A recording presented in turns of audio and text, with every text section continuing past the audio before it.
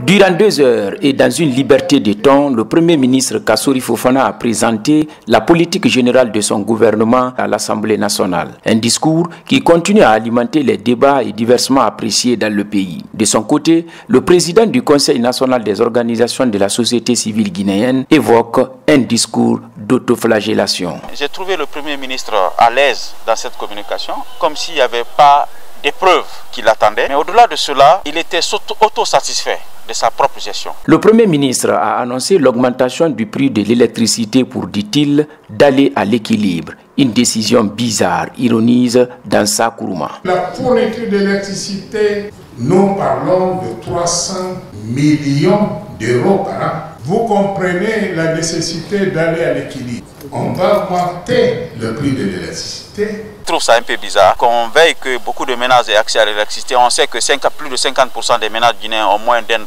par jour. Et on augmente l'électricité avec ça. Je ne suis pas sûr que cet objectif sera atteint en augmentant le prix de l'électricité. Dans cette politique générale du gouvernement, le budget du secteur de l'éducation est augmenté de 20%, chose qu'apprécie le président du QNOX, mais tout de même émet des réserves. C'est une avancée quand on sait que le budget de l'éducation était jusque-là inférieur à 7% ou à 10%. 20% c'est important, mais il faut que ce budget soit bien géré. Parce que le problème, ce n'est pas le montant du budget alloué, c'est la manière dont ce budget est dépensé.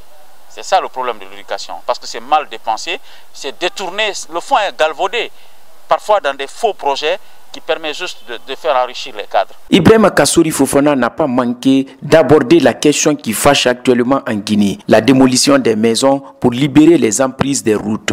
Je cite, « Nous ne savons pas d'où est venu l'ordre de casser les maisons ». Fin de citation. Le président du QNOX dénonce une erreur politique et exige un dédommagement des victimes. Non, ça c'est une erreur politique.